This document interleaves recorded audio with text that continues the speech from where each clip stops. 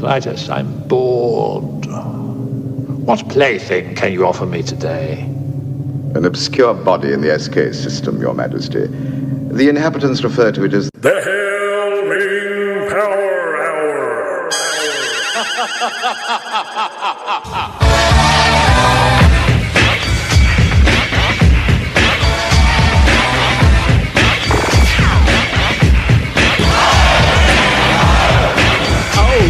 Flash Gordon. Hail Ming.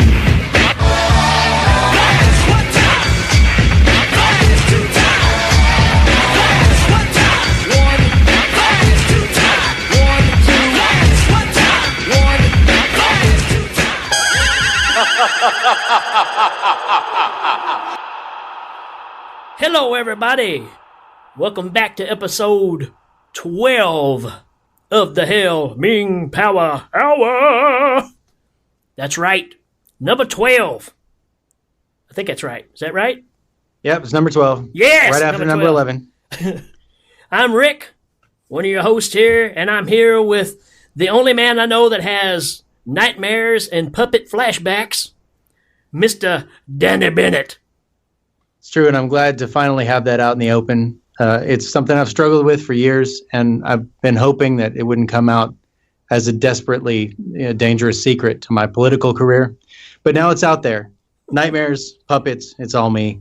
And it couldn't be more appropriate for this weekend's episode because coming out, we're about to do The Howling and The Howling 2, which features both the stuff of nightmares, including a very, very cute werewolf, and also puppets.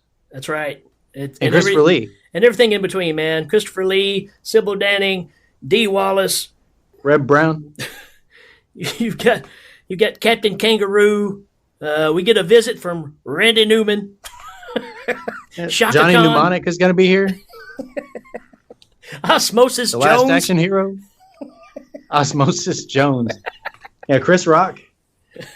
The Waverly Brothers. I mean, we're going to have just about everybody. And Major the people that we Payne. don't have, we're going to make sure to bring in later. And we're just going to add like sound bites and pictures. It's going to be an extravaganza of The Eliminators. the Eliminators, the Cyborg, the Ninja, the Swamp Rat, And that chick from Denise Star Trek. Craddock. Yeah. Denise Or Craddock. Denise Crosby, not Denise Craddock. Who's Denise Craddock? I don't know, your mom, I guess. I don't know. That's not my mom. That's not my mom. Okay. All right. So, yeah, we'll be right back with the awesome, awesome guest that we're having today from Kruger Nation, Mr. Johnny Krueg. We'll be right back. We'll be right back. Hi-ho, Kermit the Frog here with our very special guest star, the Hail Ming Power Hour. Yay! Okie dokie, everybody. Glad that you're with us.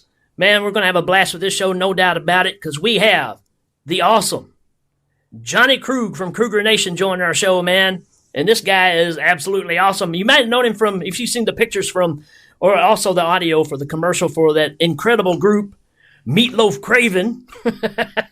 And so we got to hang out with Johnny in Texas, and just a super cool dude, man, and just a joy to hang out with. We actually won some prizes together, too, so that's awesome. But everybody, welcome to the show, Mr. Johnny Krueg. Here's Johnny. That is awesome. Hey, man, what's up? Thanks for having me on, guys. I'm excited to be on the show. Yeah, man, we've been talking about this for a while, even before we got to Texas, and getting to meet you face to face just made us realize, yeah, man, we got to get with this guy. And Danny's on here too, if you didn't know it. It's just like when we're in the recording studios, Meatloaf Craven, and I'm trying to get my tambourine in, and all he does is shred on the guitar, just waiting for my turn, you know? Shut up, kids. Shut up, Linda. You need All a right. double handy. You need a tambourine and a maraca. Hell yeah. Oh, man, that'd be awesome. A tamaraca. So we are both big fans of Johnny's show. He's got a show called Kruger Nation. And I'm telling you, folks, if you're a horror fan or a exploitation fan, this is the show, man. We took a lot of ideas from his show without him knowing about it. But we fessed up. We said, yeah, man, we kind of stole this from you. But it's a fantastic show. Johnny, just tell us about yourself, man. Well, I mean, I've been podcasting. I started on YouTube in like 2008 or 7, around there. And if you guys, I don't know if you guys have heard of Cadaver Lab. It was a big horror podcast back in the day. And their co-host, Sam, left the show, and I was invited on from my YouTube channel. They invited me to actually co-host Cadaver Lab. So that's where I started podcasting. And from there, it's been just, I went from there to Cinema Corps to Kruger Nation. And I just jump around a lot. I mean, I do my own show. And I love doing my show, and I want to bring it back pretty strong. But I can always make time for guest spots because I love talking to other people. My show is a one-man show. So, talking to yourself for an hour is kind of different than actually being able to communicate with somebody. Right. And actually, that's what's impressive about it is, most shows you get 2 or 3 people, and just like we're doing now, talking over each other, Johnny's putting this thing together by himself, and it's really impressive that one person can do that. I couldn't do it. There's no doubt about it. I just couldn't do it by myself. I didn't think I could do it. I mean, that's the thing is I didn't think I could do it. And after the first few episodes, people were like, hey, we're liking it. So I just kept doing it. I mean, myself, I don't know if I could listen to one of my shows, but other people seem to enjoy it, so that's all that matters, I guess. Well, I will say that Duncan McLeish actually said himself that Johnny Krueg is the rock star of podcasters. How about that? That's pretty awesome, especially coming from Duncan. Yeah. Well, considering Duncan's keyboard solos, put him pretty high up on the rock and roll cred. Hail Ming. I'm just waiting for Duncan to switch from that stationary keyboard to the keytar. Yes. Yeah. We got to get that going. I think there's actually a picture of him floating around of him with one. That's really? Yeah. Unless he has a necktie tied around his head like a headband, I don't care. Yeah, that's a different degree of awesomeness, man. When you get the keytar and the headband, look out, man. That's some J.J. Abrams kind of crap. Get some lens flares in there. Lens flare. I think from now on, I mean, Duncan, hopefully he'll hear this, but I think from now on, every picture he posts of himself should have a little bit of lens flare. That'd be awesome. I might can arrange that. I'll just sneak his pictures off and replace them with a little flare in them. That'd be awesome. All right, man, let's get to it. Let's get into this movie. First movie we're going to talk about, Howling, 1981. And to give us a synopsis, I hope you're ready for this, Johnny. We got our favorite musician, songwriter, Randy Newman. Hi, I'm Randy Newman. And they asked me to come tell you about this little song. It's called The Howling. It came out back in 1981. And they say it's a horror movie. Boy, I love them horror movies, boy. The song goes like this.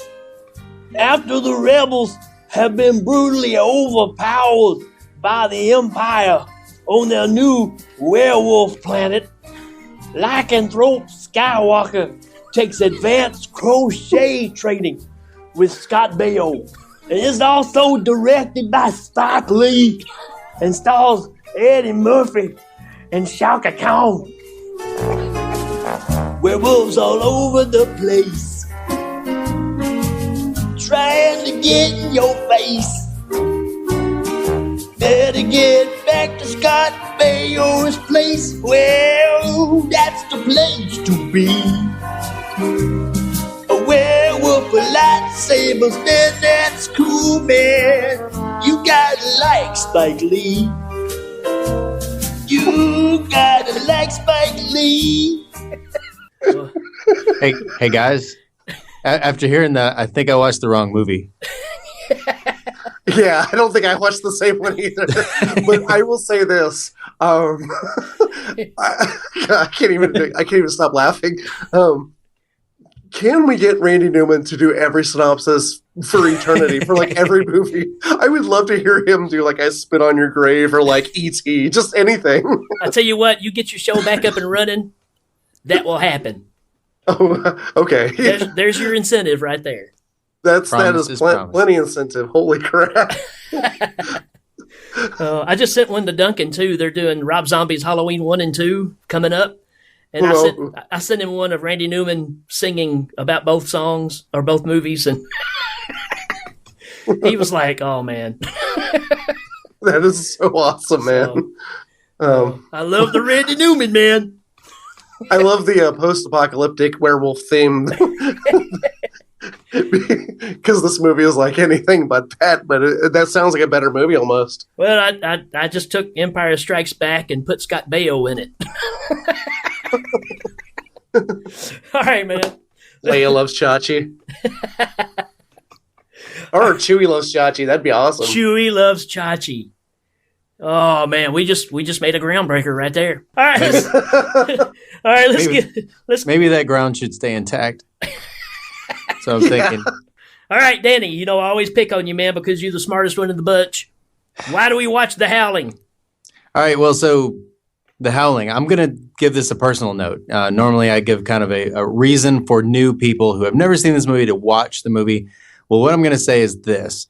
This movie affected me so much when I was a kid and it came out. In 81, I would have been 6. Right. So I'm sure I saw it later. I mean, I just didn't see it when I was 6. But around 10 or 11 years old, I had a series of nightmares. And when I started watching this movie to remind myself of it, I realized that those nightmares were directly from The Howling. Wow. Yeah, I had a dream where I was in a cabin being attacked by werewolves from all sides. The werewolves looked just like werewolves in The Howling. They were a little bit off. They weren't quite the same as werewolves in other movies. And it was a series of nightmares. I had them over a series of weeks where I would wake up thankful that it was just a dream. And it was all that cabin that she goes to in The Howling, the colony. There you go. Thanks, Joe Dante. Appreciate that, buddy. You scarred my friend for life. I've always had a nightmare about having Christopher Stone's mustache, but for me, this was one of those movies that it always gets compared to American Werewolf in London, and I love both movies, but when I'd always heard so much hype around American Werewolf, but nothing around The Howling when I was young. And when I saw that, I was like, okay, I like that movie. It's a good werewolf movie. But when I saw this, like Danny said, it really affected me. Like this movie, people say this movie has comedic elements, but besides Dick Miller, I don't see any comedy in this movie. It's pretty brutal for a werewolf movie. Yeah, it's pretty straightforward, and I always thought that was weird too, because I guess maybe in a party type setting, maybe it's a crowd rouser. I don't know. I've never understood the comedy part of it either.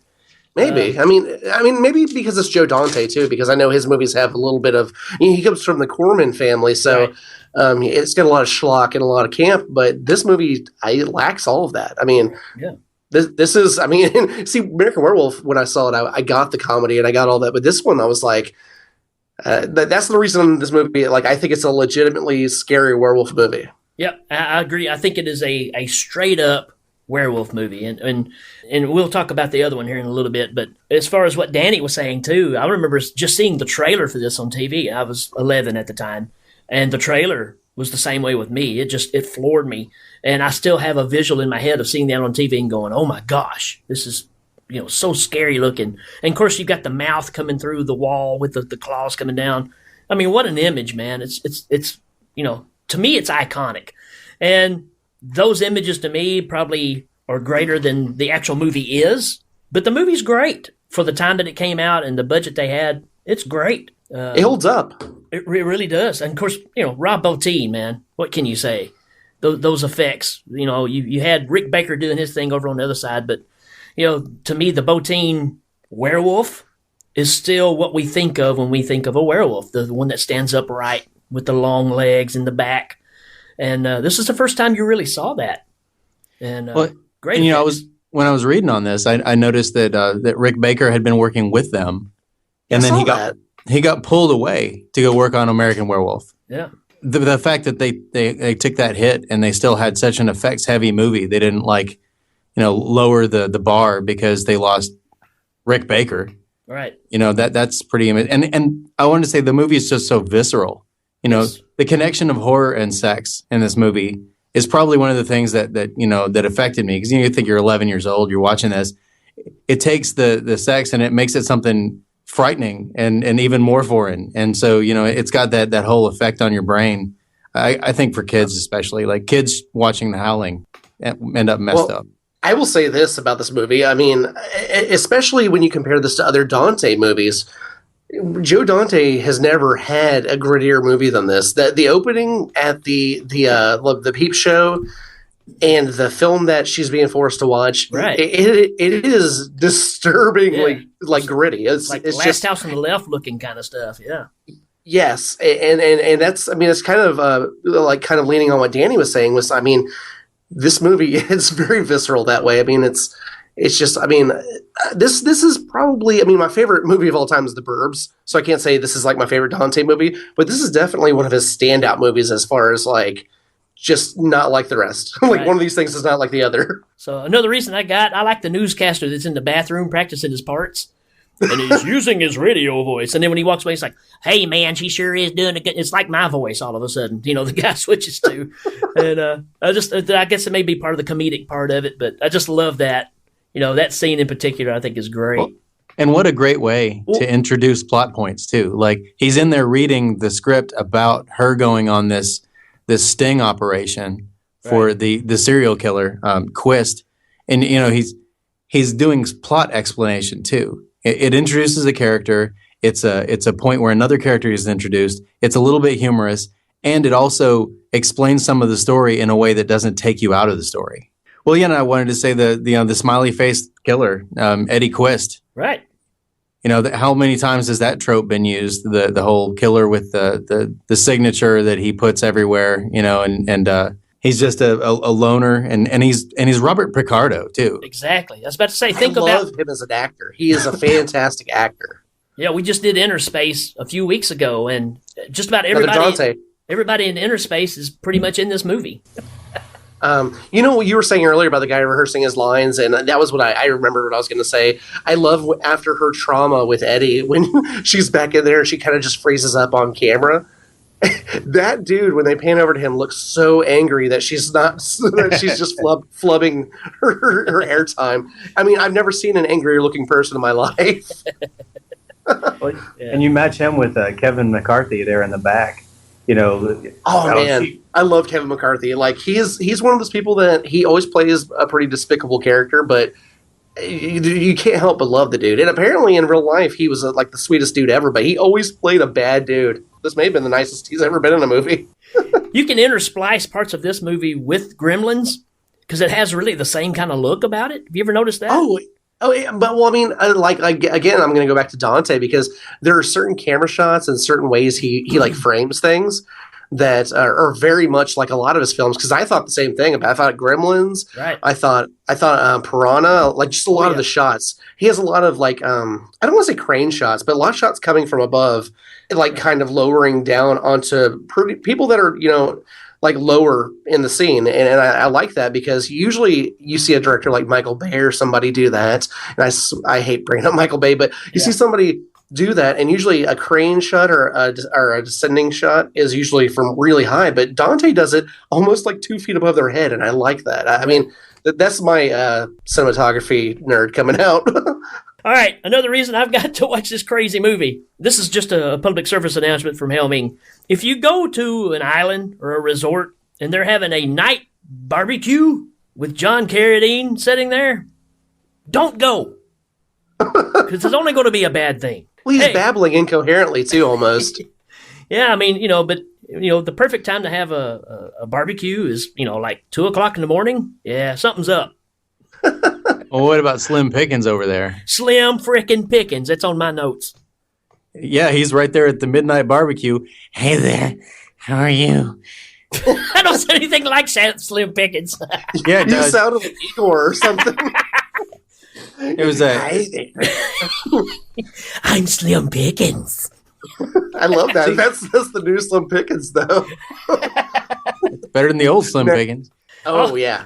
And then you know what though? Once they get there to the resort, I think there aren't a lot of people that aren't creeps. Oh yeah, the whole place is nuts, man. And of course, when you got a lady, the hot woman over there, it's just like Sacagawea mixed with Elvira. It's just some weird stuff going on, man. Well, I mean, maybe it's my 2016 train of thought thinking, but in 1981, I don't know. Maybe it's just me thinking nowadays, but when you go to drink some punch that somebody's serving to you and you say, what's in it? And they just say, just drink it. I'm not drinking it. You can tell me what's in the damn thing. Yeah, is Bill Cosby around? That's probably not a good idea. Exactly. You see right here, we got the werewolves and want some button bops with the werewolves. She got attacked by a Saint Bernard and now a werewolf. Here's another reason to watch The Howling. D. Wallace. Enough said. Oh, yeah. It's D. Wallace. Okay, you say D. Wallace. I love D. Wallace. I think she's fantastic. But what do you guys think about D. Wallace on the tennis court? Because, oh my God, those shorts were painted on, dude. Yeah, they were. Oh, they were 80s shorts. The crowd likes it. That was my favorite part of the movie. I mean, not honestly, but that's the best she looked in this movie when she was out there playing tennis. I mean, it was weird too because the whole movie she dressed pretty modestly, and then all of a sudden in this tennis scene, she's like, I mean, she's just coming out like full force. Maybe she's making up for lost time. Yeah, I love me some D. Wallace. Oh yeah. I mean, we grew up with her, man. She's been in so many things we grew up with. She was the mom on E.T. I mean, you just grew up with her. I think my next reason, and this is kind of I don't know, I say it's kind of a minor reason, but at the same time, it's also what makes Roger Corman and Joe Dante movies so amazing, is Dick Miller. Without a doubt. Yeah, Dick Miller, I mean, he's only in 2 scenes in this entire movie. And funny enough, he plays his character from Bucket of Blood, Walter Paisley. Right. Which I didn't know until I saw the credits, but he plays this guy who runs this like occult religious bookstore, and he's so quirky and he's just being himself pretty much. And oh my God, he's like, if you want a book on it, I've got any book on any subject. And he's sitting there harassing people who are just kind of browsing through cards and things. And it's I don't know, there's something about it. I mean, the man's working and he's on top of this sliding ladder. And instead of coming down and greeting people, he's asking the dude to slide him down to another section.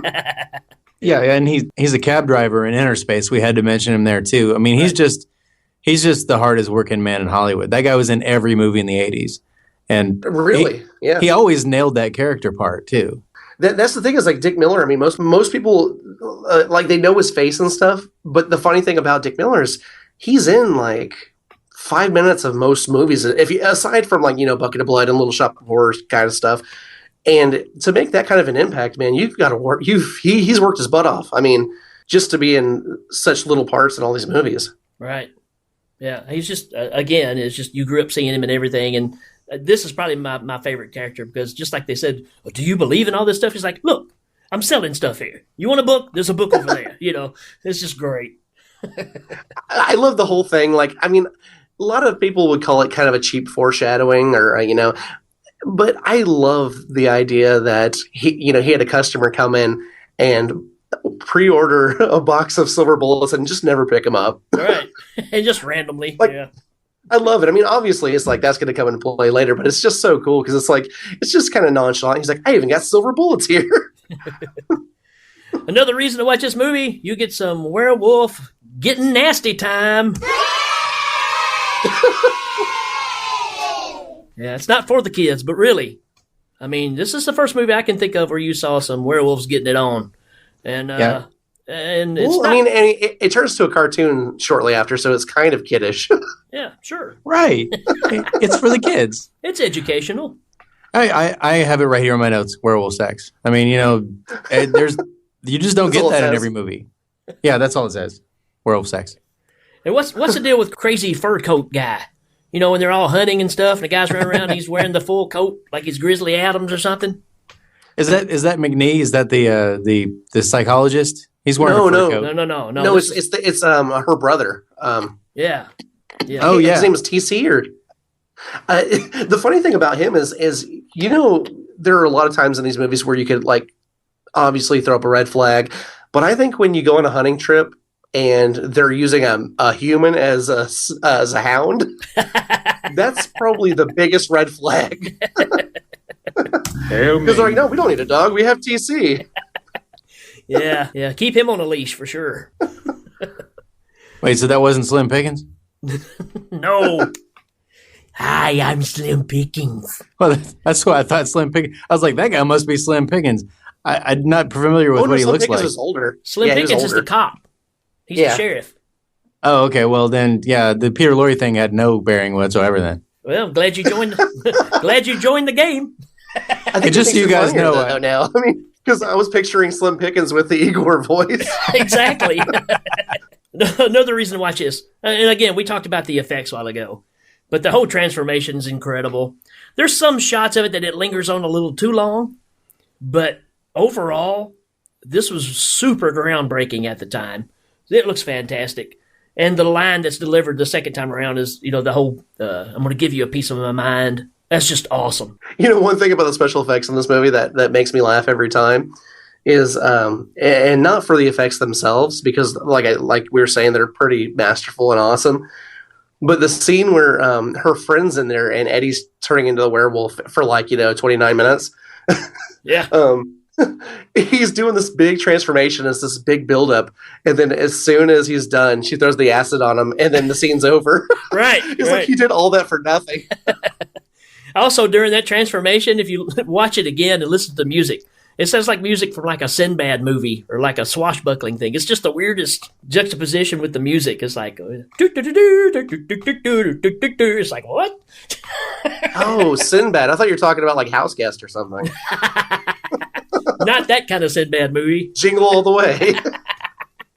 What about her friend, who's like the Julie Haggerty of 1981 or whatever? Right. Like I know it wasn't Julie Haggerty. I've seen her in other stuff. I looked her up, Belinda Belaski.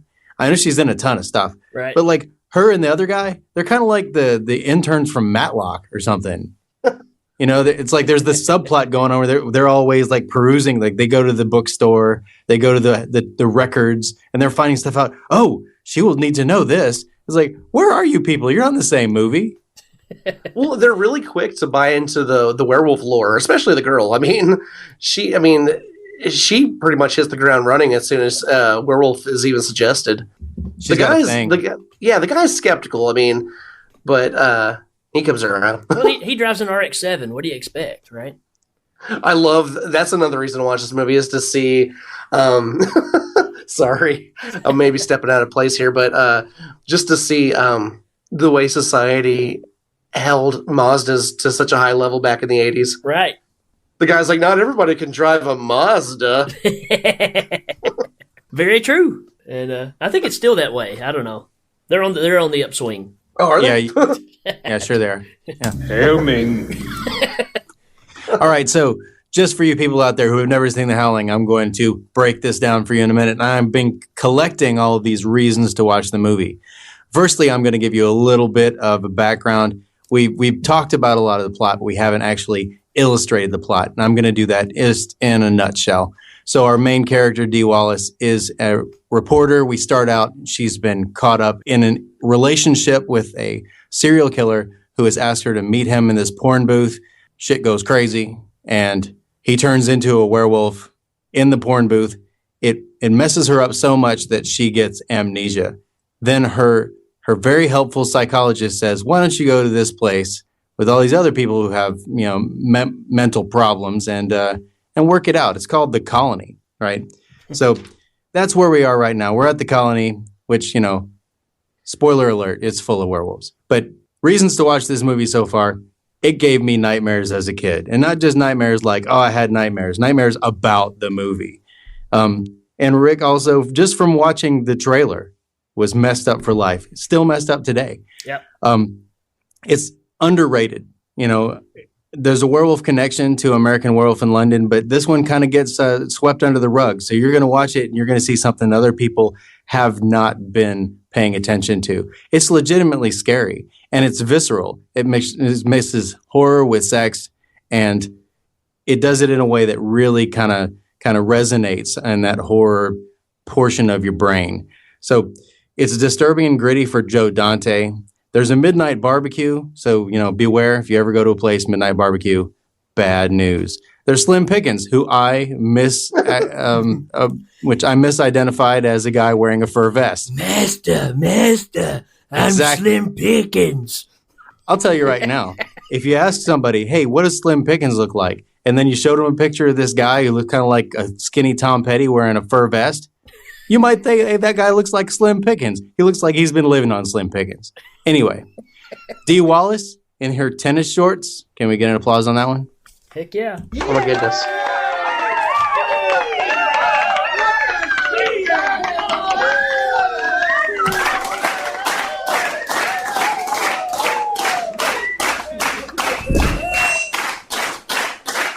All right.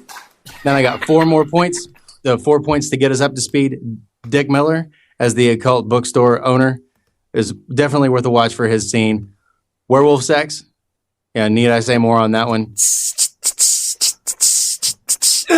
Transformation scenes. The effects are still really solid, even though they lost Rick Baker. They're fantastic, and they're scary. They legitimately bring you there. And also the Mazda RX-7. You know who Rob Bottin is, right? No. Remember that movie called The Thing? Yeah. He did the effects on that too.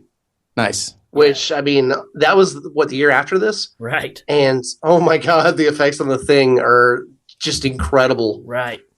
I mean, this guy is, I mean, you don't get, I mean, this is the reason why I can hold up an argument against CGI, is because of people like him. Right. You're exactly right. Just go look at his work. Who really didn't even have much of a career into the effects at this point. He just kind of jumped in and said, yeah, I can do that. So he's kind of like Lucio Fulci. Yeah, I can make a zombie movie, no problem. Well, here's an argument against CGI.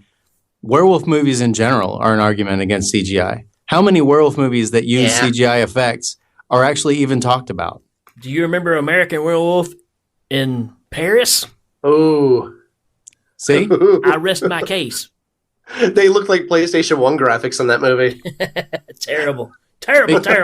Because there's just something real about something being real. This movie to me is, especially now, like back in the day, it was more of a horror movie. Watching it now, it's kind of like almost like a Lifetime drama with werewolves.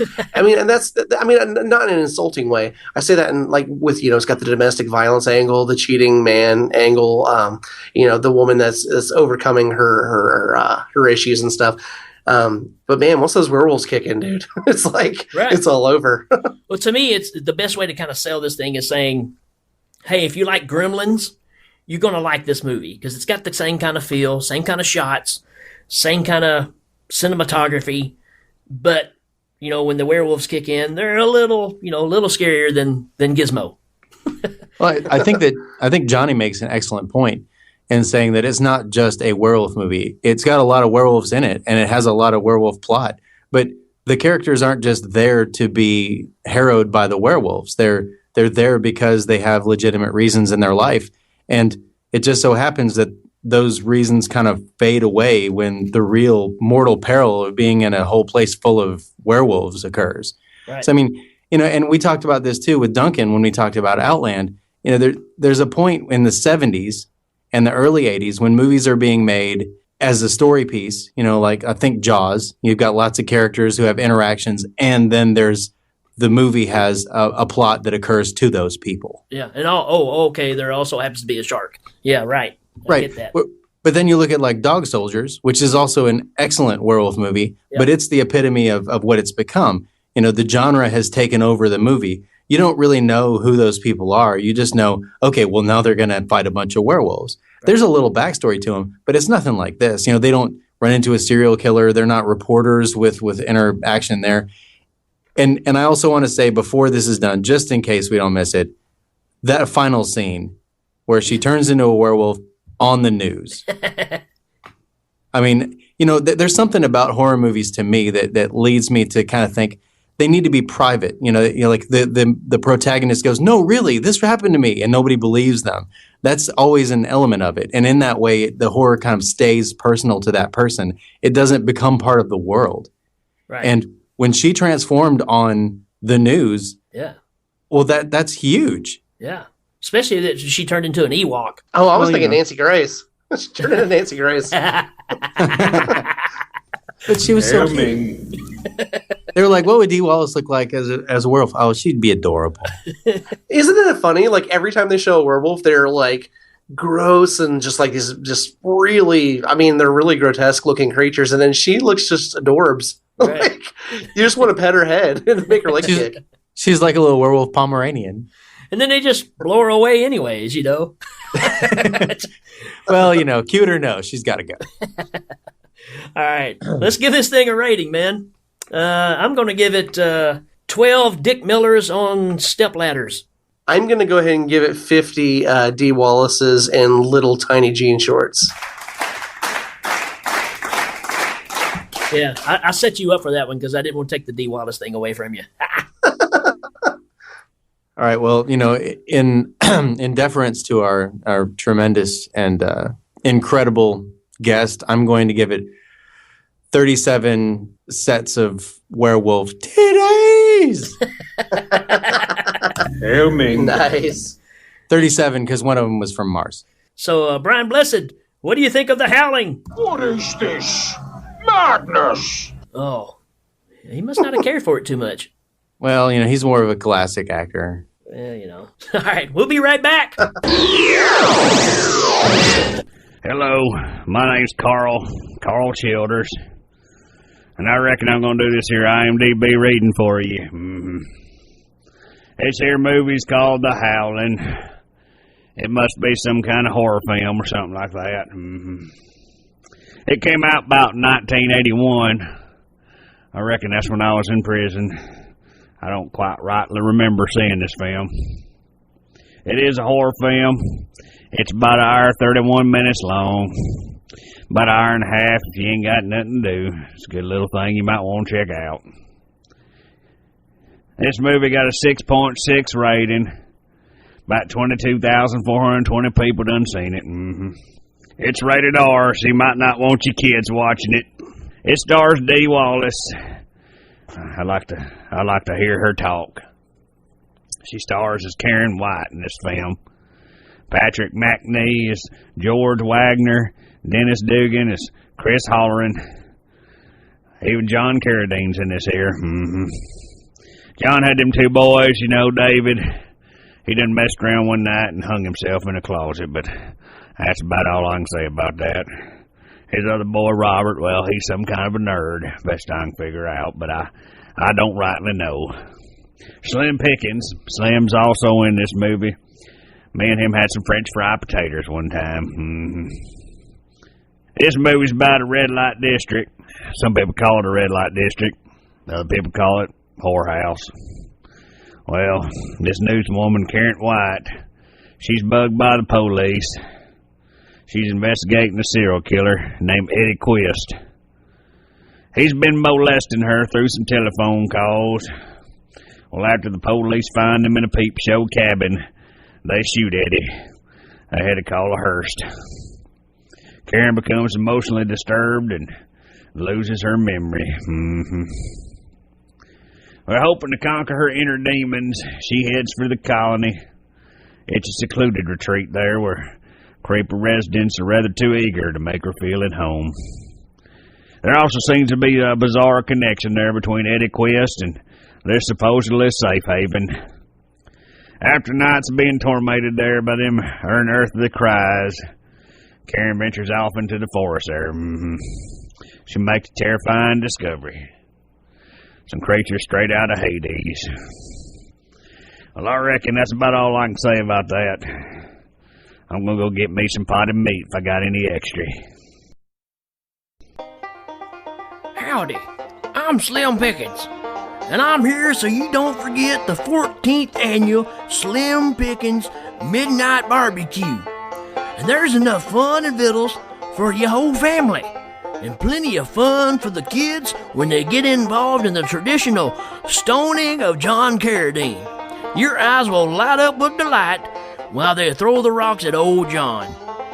Also, you can even get your picture made with our own Indian Elvira, or myself, Slim Pickens. So what about the adults? Well, plenty.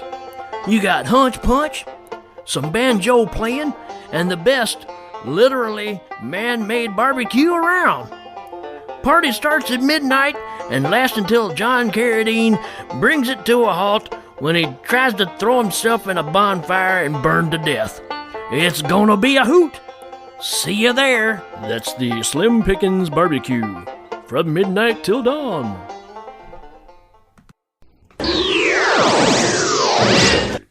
All right, we're back for the second round. This is The Howling 2. And before people start going boo and all that kind of stuff, let me just say, this movie has a lot of things the first one doesn't have.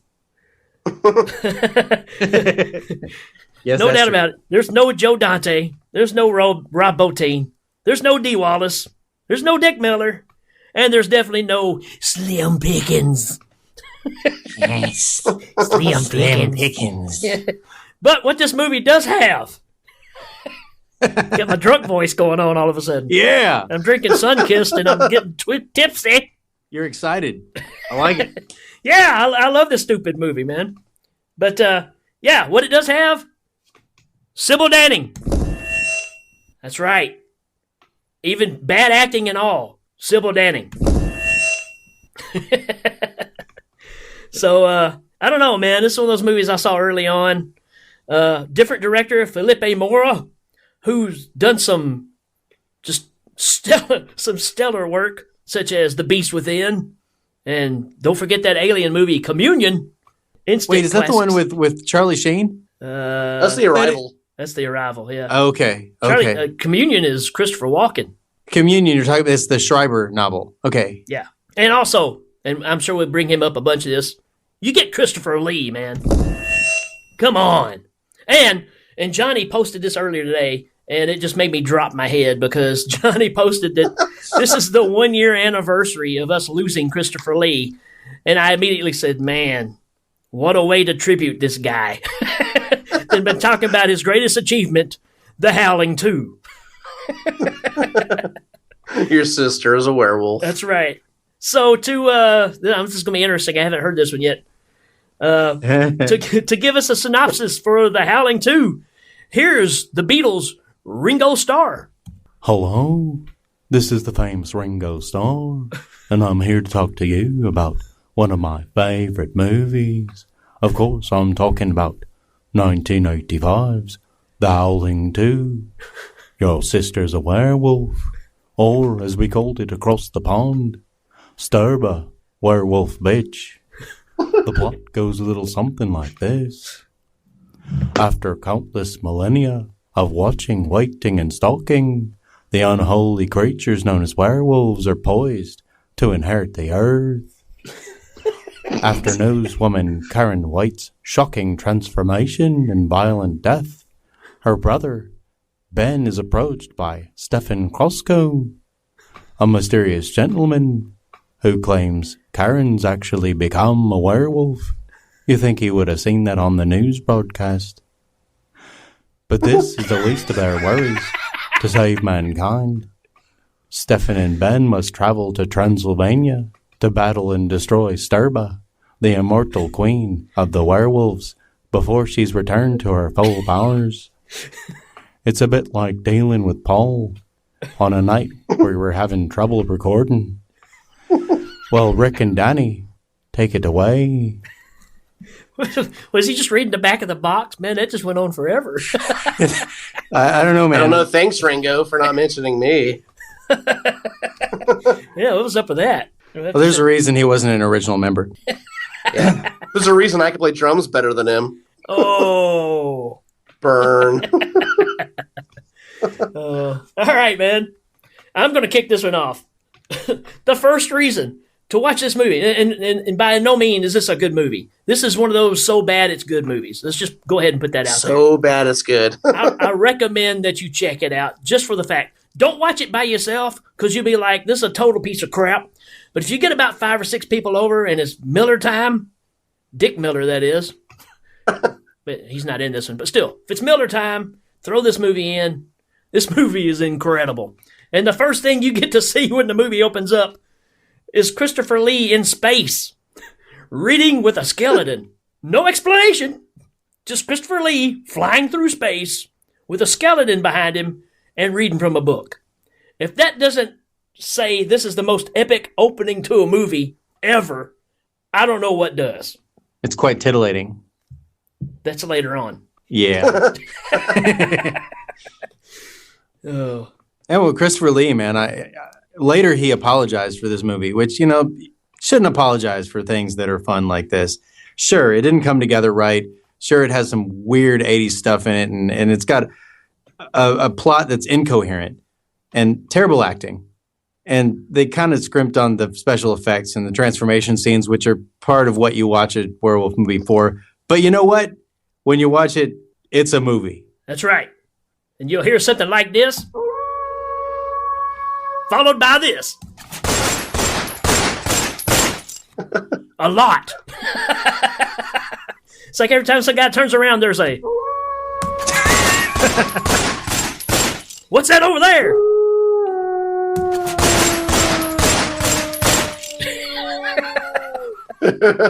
I think I saw a guy doing a review of this where he said that that Reb, her brother Ben, had the acting range of an air horn. Oh man, Christopher Lee hated working with the main characters of the movie to the point to where a lot of shots he wouldn't even be in the shot with them. That guy was a horrible actor. He reminded me a lot of the Garbage Day guy from Silent Night, Deadly Night 2. Garbage Day! I just happen to have that. Awesome. Which one? The guy who says Garbage Day or the guy who goes, oh, no! Oh, no! I think the actual Garbage Day guy. Oh, man. One thing I really loved about this movie is you get to see Jane, the realtor from Beetlejuice, but in a whole kind of sexy, like modestly sexy, right? Kind of. I've never seen her look like this. What's her name? Something McEnroe. Yeah, John. Annie McEnroe. She plays tennis.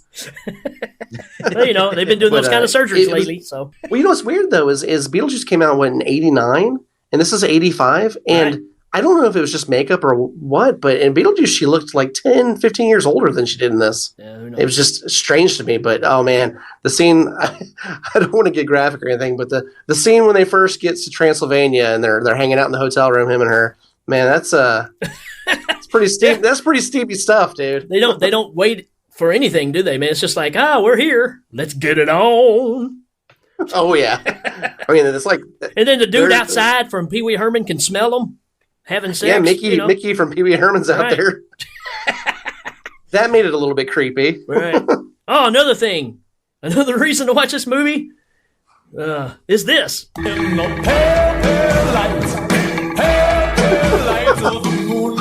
You hear the song like 50 times in the movie. I don't think any movie in history has ever used a song more than that. It's like every, 3 or 4 minutes, it just kicks back in.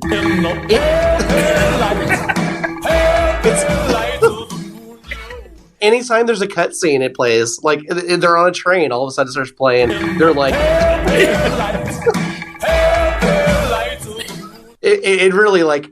I honestly, 100% I'm being truthful, I've never heard a song more played in a movie than this one. Right, and the whole ending credits too, man. I mean, they're actually showing the band. I guess that's the band that's performing the song, but they got their royalties worth out of that movie, man, because it's the only song in there. Can I ask you guys a question? Yeah, I have a question. That band. There's the scene where they're playing and the werewolves all start turning and stuff, and they're talking about how it's time to go hunting or whatever. Was that band just like, were they just like werewolf friendly? Like they're not anti-werewolf, or were they actually part of the clique? Or I don't understand. Because if I'm playing on stage and if we're up there doing the Meatloaf Craven thing and people start turning into werewolves and stuff, I'm going to probably freak out. That's right. It's going to be some of this. So... yeah, man. They were ultra PC before their time, man. Hey, if you're a werewolf, apparently we can dig it. No, they were along for the ride because the werewolves, when they don't have the moon to change them, well, guess what that song is all about? Yeah, right? They got the party.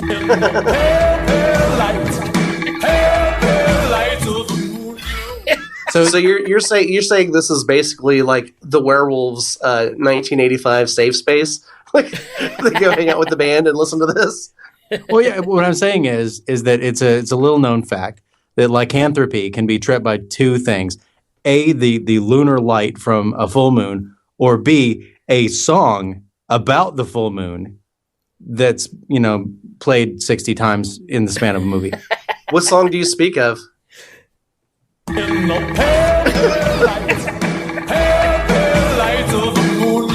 No, not be that one. It's pretty bad in a movie like this that's even without subtitles on by the end of the film. Actually, not even by the end of the film. 30 minutes into the film, I know every lyric to that damn song. Exactly. And apparently, and this is another thing I picked up on, everybody that lives in L.A. has British accents. Did y'all notice that? They did. It says City of Angels, and then everybody's like, hello, I'd like to have a round with her. And I'm like, where are they at? Oh, I love the way the movie opens, though. It opens Los Angeles, California, USA. as opposed to Los Angeles, California, Tokyo. It's Los Angeles, California, Latvia.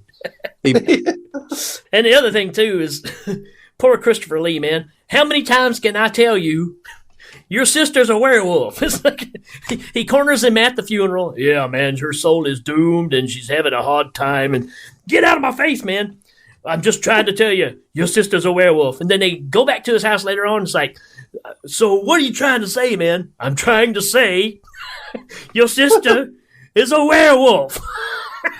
How about this, Ben? I've got a videotape of your sister turning into a werewolf, and I'll show you right now. Which is the worst. Work? It's the worst reenactment, too, because you've seen... Oh, it's bad. You watch The Howling, and then you watch this one. It's like... Remember you used to watch those crime dramas? They do like, this is a reenactment? This is worse than those, man. This thing looks terrible.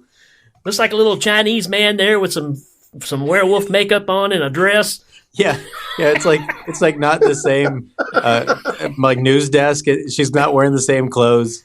It doesn't look the same. It's bad. It's bad. But it's so awesome, man. It's supposed to be like footage from the actual like news broadcast, and it looks like somebody did it like in a found footage film. It looks like it's like a handheld camera. Right. It doesn't look like a news broadcast at all. They've got 58 cameras in the studio, and it looks like it's handheld. It's just ridiculous. And you'd think something like someone turning into a werewolf on the evening news. I mean, today it would be all over the internet, but even then, somebody would have seen it. And how about the warehouse scene, man? I mean, you talk about comic gold right here. When dude gets bashed in the head with the bottle, then the dude behind him's like, "Oh, you shouldn't make him mad. He really gets nested." And he gets hit by a log, just out of nowhere. It's hilarious. And like the effects at this point were limited to close-up shots of a werewolf face and like werewolf arms like reaching out from places. I think we could do this. I think we could remake this movie with at least the same effects budget. It was pretty much like haunted house type effects. Well, 80s haunted house special effects, just the gorilla hand with some fake claws attached to it, It's pretty bad. But it's again, man, it's just awesome. That dude get hit by the log, man. I can watch that over and over.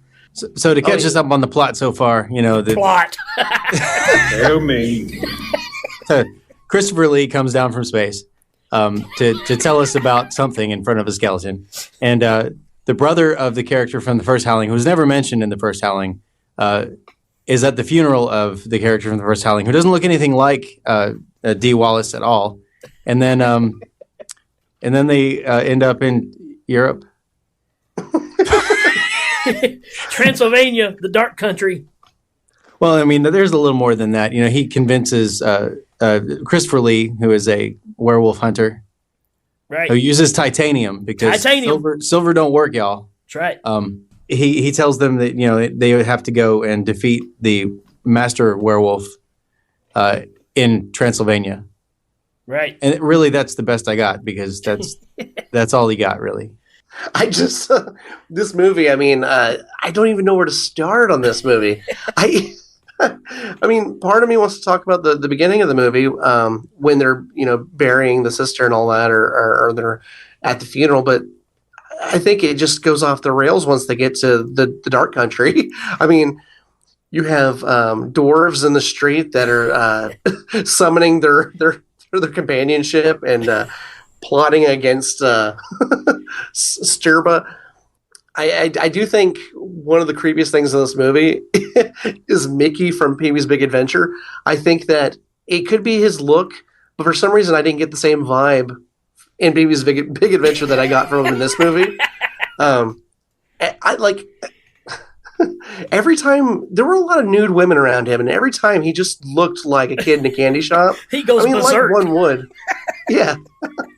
But I like the effects in this movie, and mainly because they are just not nearly as well done as the first Howling, but the scene where Sturba comes to life and you have that digital breath like being transferred into her. Yeah, like life force, Oh, yeah.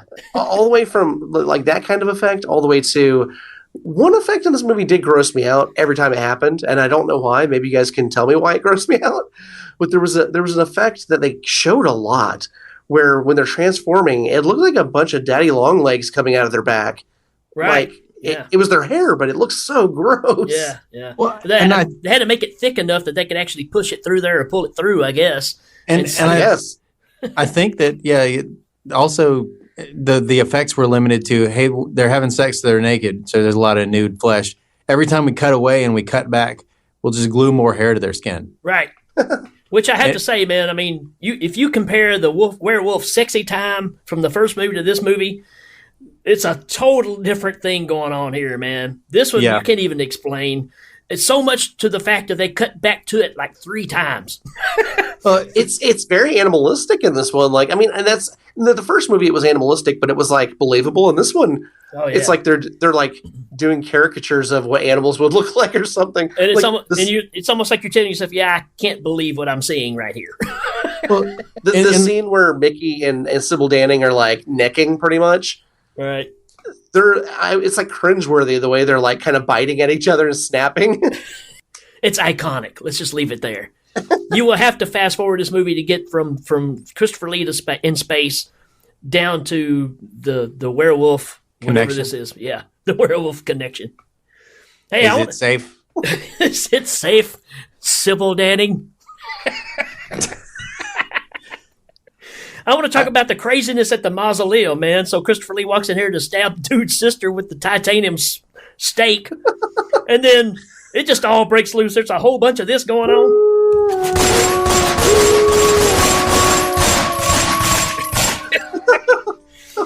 Oh my god! My favorite part during that scene is once his sister comes to life and all hell breaks loose. These werewolves are very like unmotivated because Jane from Beetlejuice screams, and when it cuts to her, she's just basically got like a werewolf like putting it like resting his hand on her shoulder. He's not even like attacking her. My favorite part is when the old guy runs out and they go, "Don't let him get away!" and he grabs that little bitty fish net, and dude's later and he throws that little net on him like that's going to keep him there. I was wondering why that fish net was in the church or in the mausoleum. I mean, the net's probably, I don't know, 3 foot by 3 foot. And he throws it on this guy laying on the ground like it's going to keep him, quarantined or whatever. Well, it was also after they already shot him, too. What you didn't see was when they threw the net over him, they also went, shh, shh. That's what does it. That is fantastic. And I love the fact that when Christopher Lee tells them he's going to the dark country, they're like, "We're with you 100% of the way." And the look on his face is like, "Oh, hell no. I don't want you to go." Well, it's funny, too, because like what was it right before that the guy's like threatening to shoot Christopher Lee if he stabs his sister? Yeah. And then he's like, I'm with you, man. Behind the 100% of the way. I guess he just had nothing better to do. It's like, well, my sister has died and I don't have a job. And who's the chick? Who is she? Does he know her from somewhere? See, that's the thing that kind of confused me, too, because they weren't romantically involved. No, they met at the funeral. Well, the thing is, though, like, she was good friends with the sister, but the sister worked at a news station, but this girl is a writer, so she writes for the people say that they know her from the news, but she talks about how she's like a newspaper journalist or something. Yeah. So I'm like, is she a TV personality or is she a writer? Yeah, it didn't make any sense.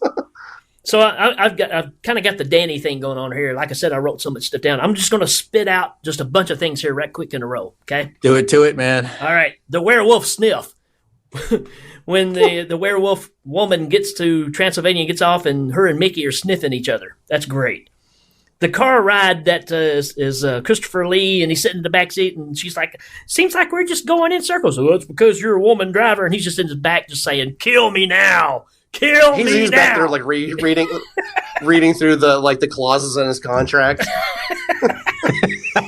Then you got the like, werewolf. How much more must I deal with? You got the werewolves that are traveling in a army truck for some reason, and they stop and pick up these hitchhikers, which these two guys... The two gay German dudes? You're right. They're just singing roar-de-roar-de-roar down the road, and they just pick them up and have a quick little snack. Then they go down to what I call Trent Reznor's house.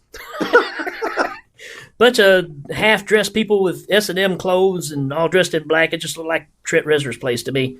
I know, I've been there. It seems like a lot of the clothes the women were wearing were kind of poorly designed because it seems like they had openings where you wouldn't want openings. Right. Well, it's like they made one size for everybody, and it's like, it don't really fit on me. Yeah, just wear it. It'll be all right. Just like Vernon Wells with the chainmail vest, It don't really fit, but just wear it. Werewolf sexy time. We already talked about that. I love the fact that Christopher Lee is running around killing people, and nobody cares. I mean, the old woman on the side of the road is changing. He just, kills her, and everybody's like, yeah, no big deal. Just keep moving. Just go into town, No big deal. The dissolves in this movie from scene to scene are right up there with the old Batman series. I mean, you get these weird wipes and swipes and, It's like Battlefield Earth. Oh. How about that never-ending street party they're having? This thing goes on the whole time they're there. It's like it's just all they do. I mean, it's they're there for several days, and this party just keeps going on. They say it's to celebrate the full moon. Yeah, but good grief, how many times is he going to have a full moon in a row? Well, that's what I mean. Like, they're partying before the full moon. And the whole town. Remember Balky from Perfect Strangers? I think this is where Balky came from, because this whole town feels like a whole bunch of Balkies. Bronson Pinchot? I don't know. I don't know his name. He was just Balky. Yeah, that's him from Beverly Hills Cop, yeah. So Balky, though, I mean, like the character Balky came from this town, yeah, because, quote unquote Transylvania. Yeah, because they just all act like a bunch of Balkies running around. So like you guys watch more of it than I did in review. The town and the festival and stuff, isn't it a whole lot like Subspecies? Doesn't it seem a lot like the Radu thing? Like people on the street all the time, like the same village kind of cut scenes and. It's probably. Well, I think this was shot in Czech, but the Subspecies was all Romania, I think. But what's the difference, right? It's like, look at their idea of what L.A. is. So. Yeah. America. One thing though about this movie that like there are all these little, like, this movie, like the first movie didn't have a lot of jokes or anything, but this movie was kind of chock full of them. And one of them that, like, to me would be pretty off-putting was when they check into the hotel and the guy's like, "You're in room 666," and he's like, "It doesn't look like you guys have 6 floors," and the guy just laughs. I'm like, there's something wrong if you're in a 2-story hotel and they're putting you in room 666. Mini Commando. That little dude's bad, man. Oh. He just walks up and goes, "How do you want to take care of that guy over there?" He just pulls out a knife and throws it, kills the guy. Then he's jumping up and down excited because he did it, It's like, that dude's bad. He's really awesome until his earplugs fall out, and then all of a sudden it turns into like 10 minutes of like exploding door. Yeah, his head's going to swell and his eyes blow out. But you know what? He could have very easily just stuck his fingers in his ears. I never quite understood that. It's like, no, those were blessed earplugs. Yeah, the earplugs were made from the wax of the church candles. Right. Yeah, that makes perfect sense. Well, and they were blessed, man. And who knew they were going to need them, right? It was like, wow, that was forethought and planning. This is the only movie I've seen, too, that has puppet flashbacks. What was that all about? At the end with the guys, the thing coming out of his mouth? Well, no, just puppets in general, because they're watching all the little puppet shows out on the street. And then it'll cut like close-ups of someone like reacting to things that happened like 5 minutes ago. It just doesn't make any sense, man. But it's awesome. One thing about this movie that is, like I said, like there are some jokes that are put in there for, like, I'm sure they're put in there on purpose.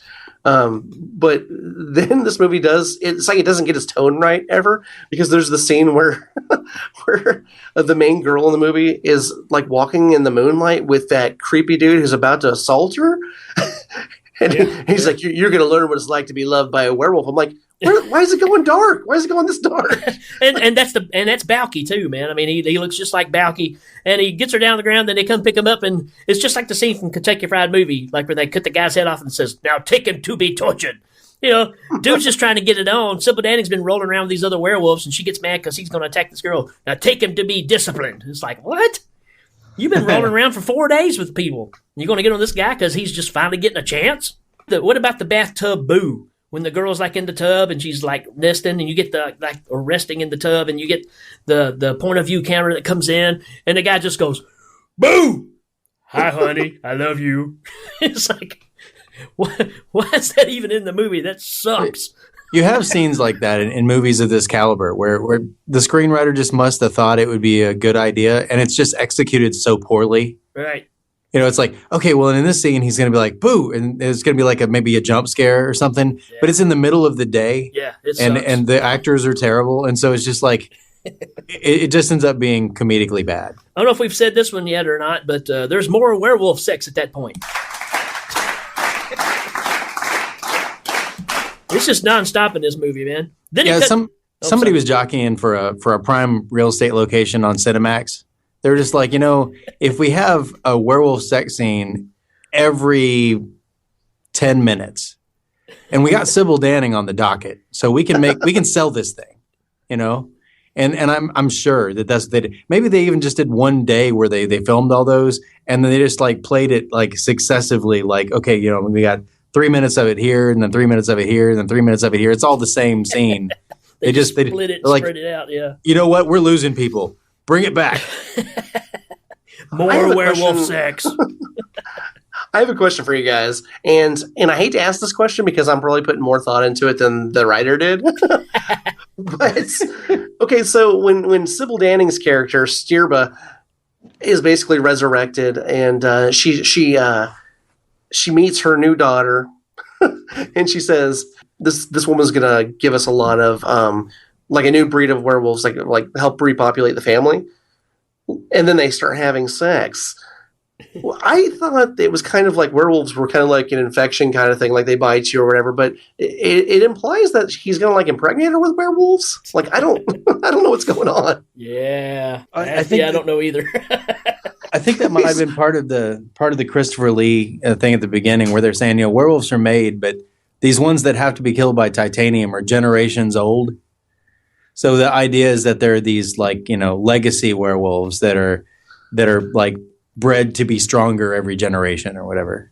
Because she's not really a werewolf either. She's doing witch stuff. She never really does spells and yeah. Besides the sex scene where she's sitting in that like chair next to him and she's basically got on like something from Jim Henson's Creature Shop. I was going to say, to me, it's I've got Sybil Danning in the Rob Halford outfit. Pretty much, yeah. She's just writhing around in Judas Priest attire. Right. Oh, I love the scene where the dude's in bed with the girl, the hero and heroine of the movie, and dude's just cleaning his pistol while they're laying in bed. Oh yeah. Again, it's just like, what is going on here, man? And I don't know if it was the actor. I'm pretty sure it was, because he wasn't a great actor, the Reb Brown guy. But like his character was very very hot or cold, man. Like he'd be good to go in one scene and happy go lucky, and then like 5 seconds later he's just snapping and like screaming at the top of his lungs while shooting werewolves in the face. Or it was an emotional time. He just lost his sister. And you gotta love. We were talking about Mini Commando a while ago, but little dude falls down and he even sounds like Arnold Schwarzenegger. That's the reason I called him Commando, because he goes, "I lost my earplugs." And I wanted, he really does. He does, and I wanted him to say, "Get to the chopper." Yep. I've got in my notes here. His head's swelling up, and he's like, "It's not a tumor." That's straight out of Total Recall too. Right. With the eyes bugging out. Yeah. Right. Yeah. I think we might have found Arnold Schwarzenegger's missing performance. or, and hear me out on this, maybe the movie Twins with Danny DeVito was a biopic, and this guy was his real twin. Maybe so. What? Mind blown. I can't take it. This will fix it.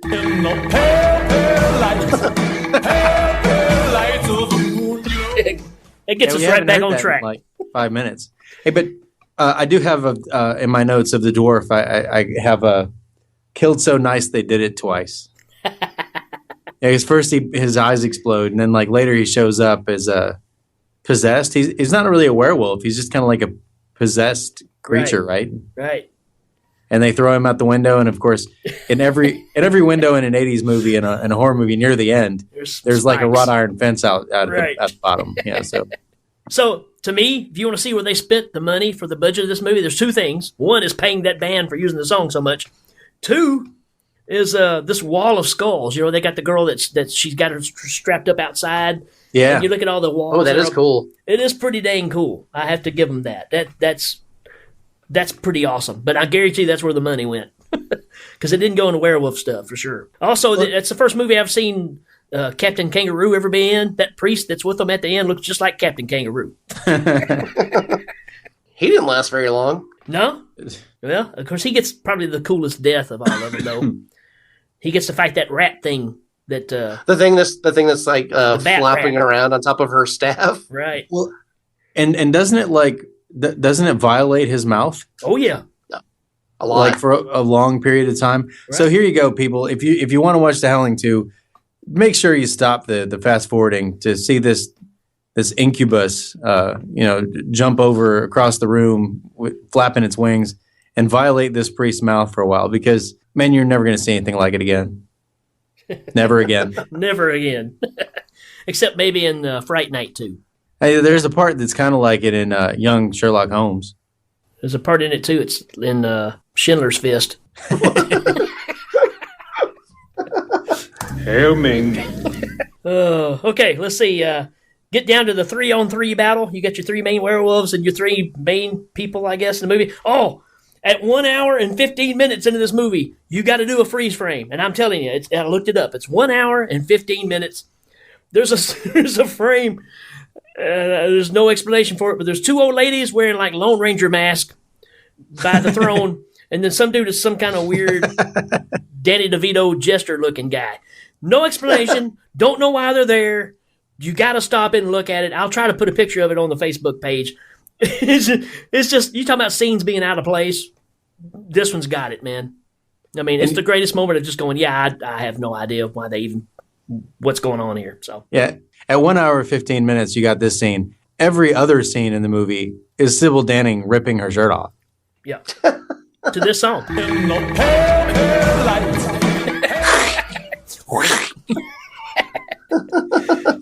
Yeah, her clothes in this movie are they're a lot like Devo's outfits. They just tear away, man. Like just tear away clothes. Although I will say this, I did appreciate one of their creative decisions in this movie. The one where, when she was an old woman before she sucks the life out of the young girl. I'm really glad that they didn't put her in that leather outfit during that scene. Oh, yeah. Because Sybil Danning was able to kind of pull it off. But if that old woman had walked in there in that leather outfit, man, I don't think I could have. I think it would have stopped the movie. The way this movie went, I'm half surprised that they didn't just have Sybil Danning wearing that outfit and just do her face old. Right. So like everything else is just like it normally was. Right. And awesome. But that outfit though, man, oh my god, it wasn't very practical. Like it was almost like a sorceress or something, like something from He-Man. Right. Like she had these giant boots that had these like kind of spiked things by the knees and the thighs, and then the whole front of it was open. I mean, right. It's like, why wear it up? Oh, so at the end you get the showdown with Christopher Lee and Sybil Danning, and then you get all kinds of great rotoscoping right here, man. She's doing some like the Emperor from Star Wars kind of stuff going on, but it's more colorful. And then he gets this red glow around him, and she pulls him up close, which is a pretty decent effect. He comes floating across the floor over to her. Looks pretty good. Then he shanks her, and then they just for no reason they both set on fire and burn up. And then, but you forgot something. Oh, you forgot about all of their mental dialogue. Yeah, they have a whole conversation in their brains. Yeah, that's great. Like I was so confused. I'm like, why are they not just talking? Oh, like why is it all overdubbed? It's to point out their power, their mental powers. Sure. Yeah, it's fantastic. So yeah, they burn up, and then you get one more shot of the rat bat thing, and you see the head of the Captain Kangaroo priest laying there on the ground, and the rat bat thing's mouth or head comes out of that dude's mouth, and that's kind of a creepy little thing there. Isn't it another rat bat thing? Like the first rat bat thing went away, and that's the one that it impregnated into him that's a good scenario. That could be possible. I think you're doing better than the writers did with that. That would actually be a better idea than I think they put than the thought they put into it. Right. But they were just like, hey, we have this rubber thing. Let's use it again. When she dies, though, when Sturba and Christopher Lee go down in flames, the bat thing, when it comes back out of the mouth, it like shrieks in horror, like it's like upset that she's dying. Yeah. I like that because it's like, Mom. It was so weird because it's like I didn't assign emotion to that creature, but apparently they're giving it emotion. It's like Salacious Crumb, I think. Right.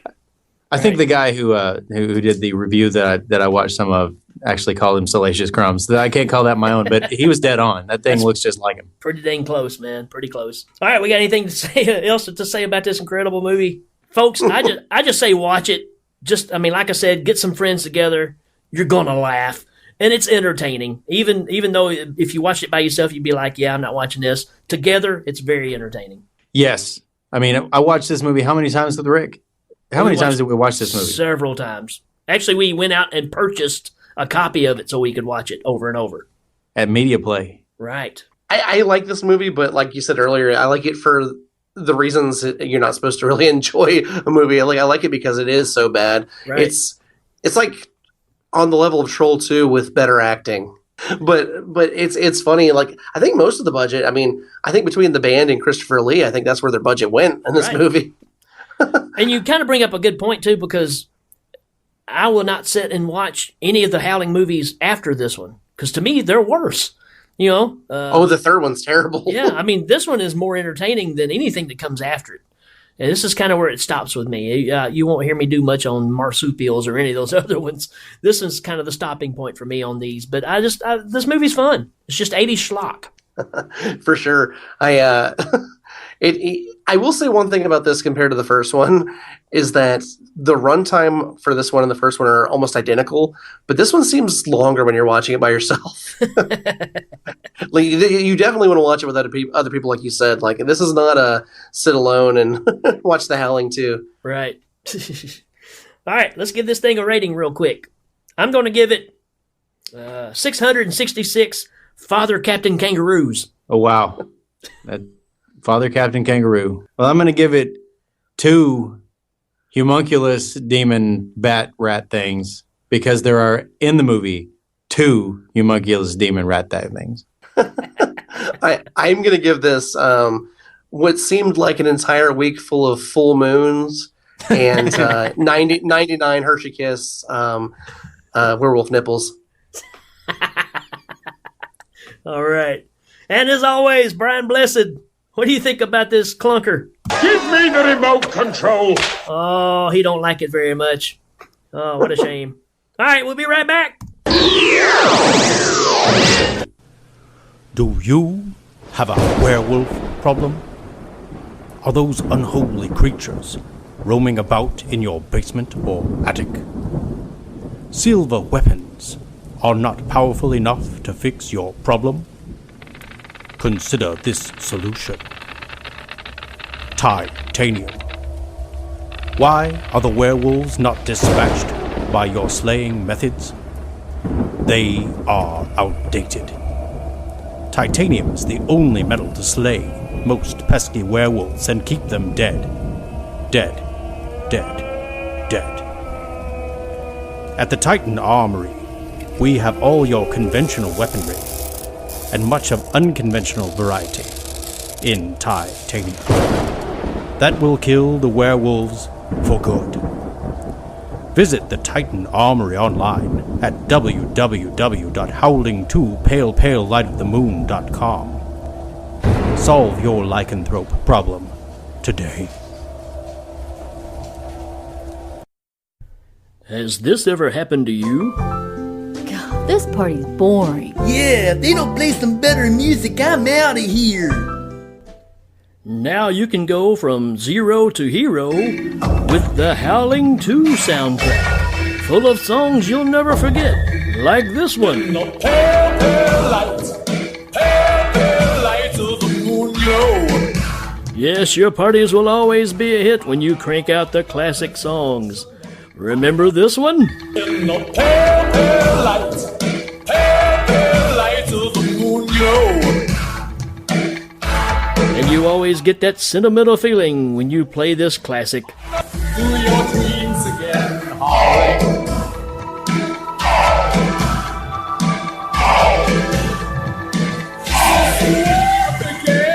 So don't delay. With 16 easy payments of $2.99, you can have the Howling 2 soundtrack.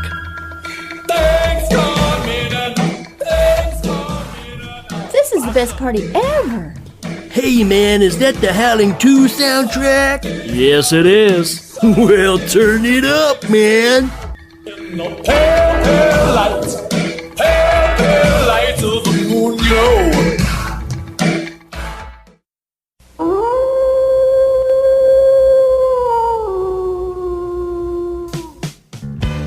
Hey everybody, this is the Wolfman Jack coming to you live, WMBC 66 on your dial.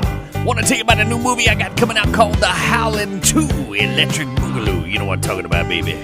Starring some of my best friends, Lon Chaney Jr., Michael J. Fox, Warren Zevon, Robert Picardo, Jack Nicholson, David Naughton, Michael Landon.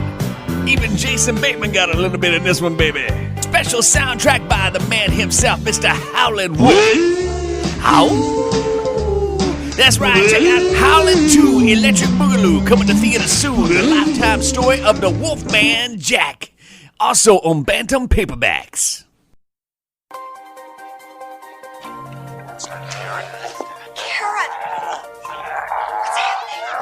This is Channel 2 News, and we take you live to Danny Bennett on his Christmas in July story. Take it away, Danny. I'm here in... Wait, did I hear correctly? Is there a fight going on in the newsroom? That seems like news. Back to you, Rick. A little busy here, Danny. Werewolves and... back to you. Werewolves? Wait, are you serious? Give our viewers the details. In the studio, it's Rick Morgan. Yeah. Get out of the way! There's Werewolf. Story 11. Are you using silver bullets? Fresh out, dipstick. Hey, try titanium. That's what Christopher Lee said. Did the titanium work? Yep. This is Rick Morgan. And Danny Bennett for Channel 2 News. Signing off. So earlier today you saw where I posted out there for you guys to just give us a shout out if you had any questions or quotes or anything. So we're going to take some time, do something a little bit different here. We're going to get Johnny included on this as well, and just go through these questions and see what kind of hash we can make out of it. Let's start off with our buddy Ryan Lewis from Grave Shift Radio. What is your favorite werewolf film? Well, it's going to have to be a toss-up between Silver Bullet and Dog Soldiers. Wow. I mean, Dog Soldiers is really a fun horror movie, kind of like in the vein of maybe like Predator 2. Right. And Silver Bullet, it's got Gary Busey. Can't go wrong there. What about you, Johnny? I'd probably say The Howling or Ginger Snaps. I like Ginger Snaps because of the different take they went with it. Like, right. To me, it was cool. It was like an after-school special with werewolves. I have to go with American Werewolf, man. To me, that just it was so different. I think at the time, it wasn't what I expected. I expected, werewolves to look like the one in the Howling. It's amazing, man. It's really well done. I just really enjoy that. And of course, I've got Landis type humor. So I can't believe nobody brought up Wolf Cop. Wolf Cop's pretty awesome. Michael Cook sends us a message and asks, boxers or brief? Well, I wear boxer briefs. Boxer briefs? Kind of in between? Yeah, like the long-legged briefs there. Then I think that's what they're called. So, yes. I'm the same on that one. Yeah. It didn't say anything about G-string, so I'm a little disappointed there. So, I'm often disappointed by your G-string. Jerry Esposito asks, what's the scariest death in a Jaws movie? How about Jaws 4 just being the death of Jaws, period? You know, I don't know about the scariest death in a Jaws movie, but I know the scariest scene in a Jaws movie is the one where, for me, is in the first one where the guys are out there on the dock at night and they get pulled into the water. Yeah. That always freaks me out. Yeah, and it still works. My niece came over a while back, and I was showing her Jaws, and she was literally picking her feet up off the floor and putting them up on the couch during that scene because those guys trying to get out in time, you know. So it still has the power. Awesome. Mine I actually brought up back in episode 5 when we just did our top 10 favorite movies or whatever. And the scene where the guy's in the little dinghy boat and he's trying to help those kids and the shark comes up and knocks his boat over. And it's the first time you actually see the scale of the shark and he bites that. You can see him underwater coming at the guy. But it's a sideways view. And wow. I mean, that scene still just blows my mind when I see it. And of course, it's the scene where he bites the leg off and it floats to the bottom, and you know. But that scene just is incredible to me. So I don't know if I'd call it the scariest, but just as far as just movie making, period, that blows my mind. All right, so Louis Gossett Jr., Jaws 3. Yeah, that's it. That's it. That's the death. That's it. Matthew Tangent says, "Who would win in a fight, Beastmaster or Deathstalker?" Beastmaster. Next question. Yeah, I think you have to go Beastmaster. You know, I think you're right, but if James Evans from Good Times, the character he played in Beastmaster, if he had to fight any of them, he'd win.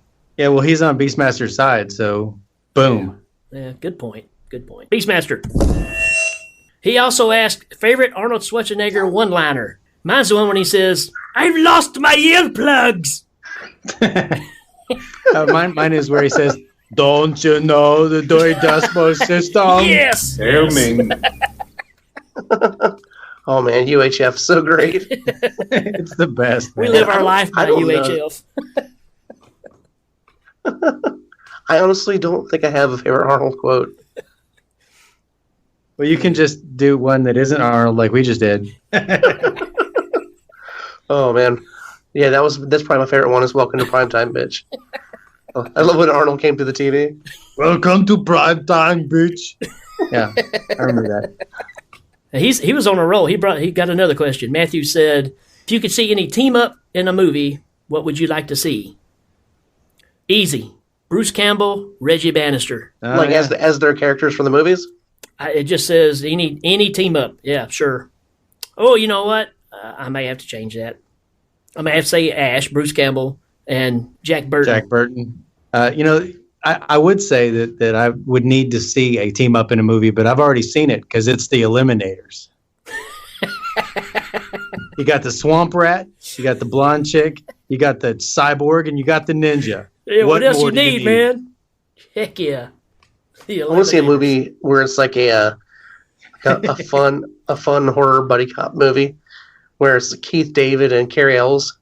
Oh yeah. And it's kind of like Lethal Weapon, but one's British and the other one is Keith David. Oh my God, that's amazing. Keith David, that's man. Amazing. Okay, Britt Collins. He asked favorite director between Richard Donner, John Hughes, and Sam Raimi. I gotta go John Hughes on this. Sam Raimi. And I'm a big Donner fan, but I have to go Raimi as well. John Hughes. I mean, all three of those are great. Totally different. That's not fair, Brett. They're all different genres, man. Look, Brett, it's Sam Raimi. Just deal with it. We're done. Sam Raimi. It's a trick because he's Evil Dead freak. So which one of them made a movie about Oz? Sam Raimi. Which one of them made a Spider-Man movie? Sam Raimi. Which one of them made a movie about a bunch of kids whining on Saturday? John Hughes. John Hughes. I don't think you weren't really selling yourself on Raimi once you started mentioning his bad movies. Well, like Darkman. Darkman's great. Oh, I love Darkman. Quick and the Dead. Quick and the Dead, man. He did that? Yeah. Yeah. I didn't know he did that one. The one about the quick draw competition on the West. It's got Russell Crowe, Sharon Stone. Yeah. Yeah, that's Sam Raimi. Believe it or not, that's idea. That's our next episode we're doing. Is that movie? Yeah. Plus, and also one movie I really like is it Sharon Stone? What about you? Is she the special guest? Sure. Yeah. We're going to have her on. Yeah, that's going to happen. I had her in the cab once. Which is it's a Who's That Girl reference. Right. Right. Because that's a great movie. Who's That Girl is a great movie. Sure. Like it's that and Last Action Hero. That's a good combination. Lee Russell. He's got a cool dude. He's got an awesome avatar here. It's awesome. It's Django. The real Django. Do you feel like Fred Decker of Night of the Creeps and Monster Squad fame still has anything left in the tank?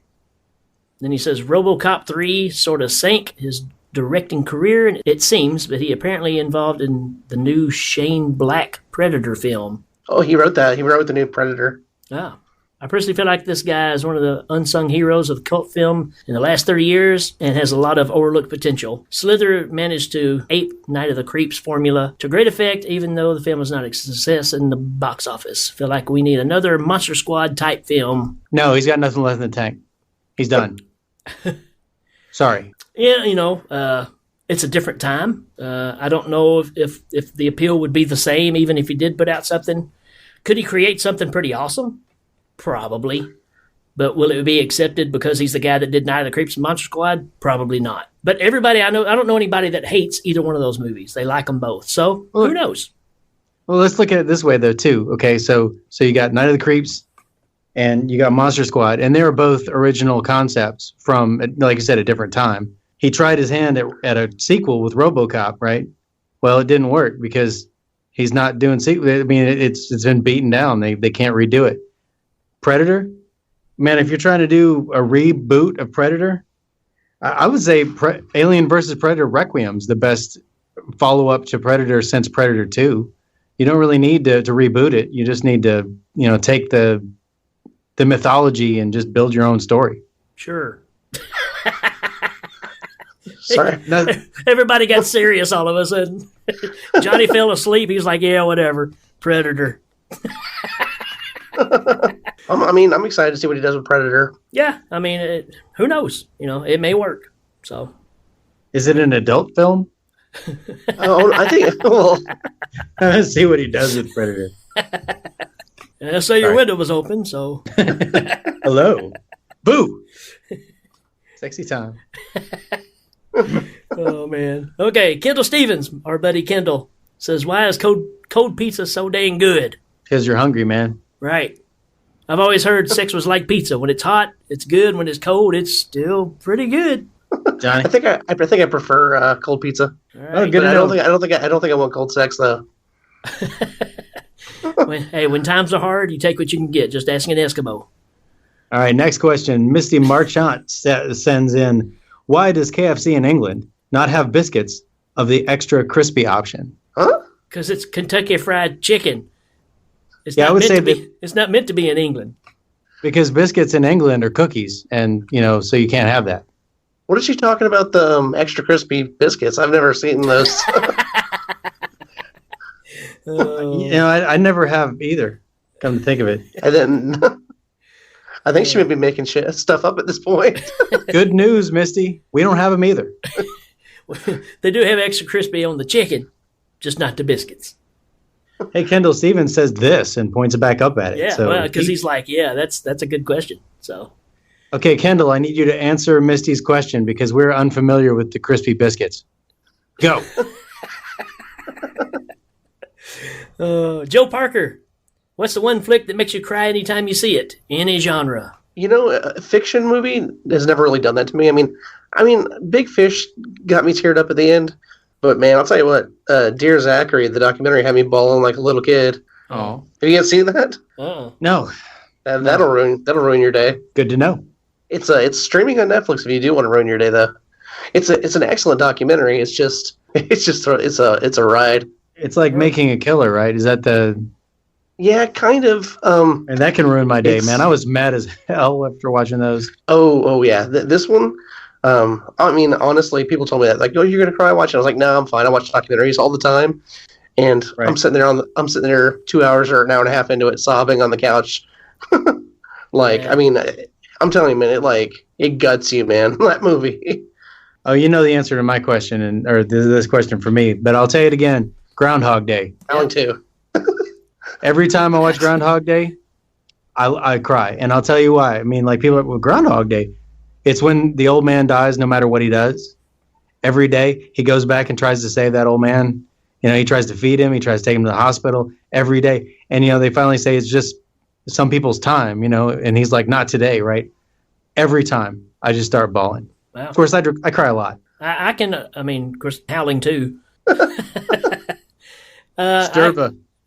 I can honestly say that I've never had a film make me cry. I've had some heavy emotions. You know, Schindler's List obviously was, you know, kind of rough. You know, just made you want to never say anything bad about anybody again. But this is coming from the same guy who said Schindler's Fist earlier. Hail Ming. But I try to stay lighthearted, man. I try to avoid things that would make me upset. But you know what? When you brought up Big Fish, it didn't make me cry, but it really made me appreciate it because the movie reminded me of my grandfather because it was kind of the same ordeal. Of course, it was blown way out of proportion with the movie, but he was the same kind of guy that at his funeral, people would come up and they all had these stories of things that he had done. And it just really hit home, you know. But it still didn't affect me that way. I don't think I'm a cold-hearted person. I've just never had a film that made me drop some tears. So he's a cold-hearted snake. Look into his eyes. On this album, I'm going to prove I can really sing. I don't know. I would really like to hear your thoughts on Dear Zachary. I'll check it out. I mean, I say do it when you're feeling pretty happy and stuff. Because if you go into it low, you're gonna come out lower. Oh man, you'll walk out of that movie singing "In the Pale Moonlight." In the pale moonlight. That's awesome. Hey, hold on. I think I can do that. What the hell, man?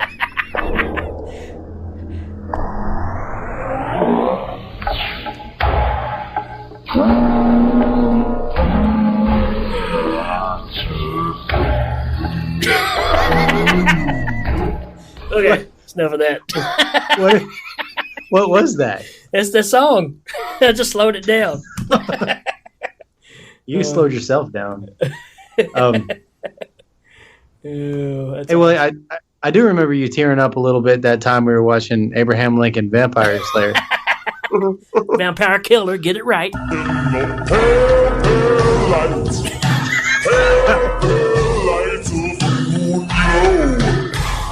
Hey, it's a typo negative.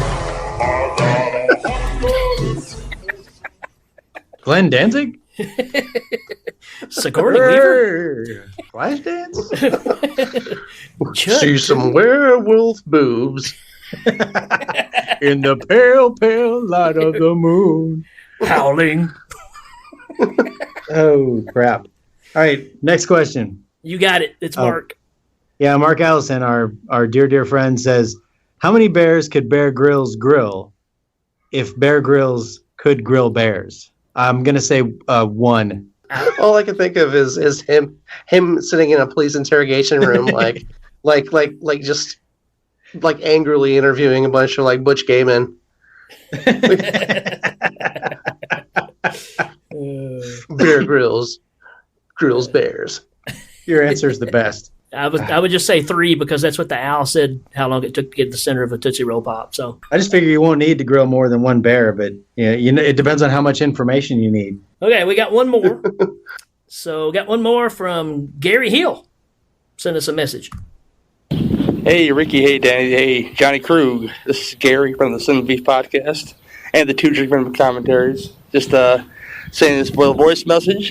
He asked for some input on your show and what you guys are talking about. First off, what you guys are talking about is Howling 1 and 2. It's no big secret that I don't love the first Howling film. I discussed it on a very early episode of The Beef with I forget who. I'm really bad at this, but yeah, it's all right. I think it just takes a while for it to get going. I can't deny the effects of Rob Bottin. They still look really good on screen today. But I think a lot of stuff about the film turns me off, including your finale with your Mon-Chi-Chi D. Wallace werewolf. Howling 2, on the other hand, is it's a lot more fun to me. And I'm one of those weird people who love Howling 2 way more than the first Howling. You got Christopher Lee in wild 80s clothes with those funky sunglasses on. You got Sybil Danning in her booby montage towards the end, and she's a cheesy bad guy that only they can deliver. And I just think it's a lot more fun. And it's not like it's a great film. It's just a fun film to watch for me. And I don't get the same feels from the first Howling as I do as The Howling 2. My sister is a werewolf. Of course, you got Ray Brown too. Can't get enough of Ray Brown. Can't get enough of Ray Brown. He's just a wonderful actor. Over dramatic. Bring me that Dakota. Yeah, that guy. But as far as the show goes, guys, you guys did a great job. You guys are a great addition to the Legion feed, and we're happy to have you. I'm looking forward to having you guys on my show eventually. Whenever you guys can grace us with your presence, just pick a show and we'll do it.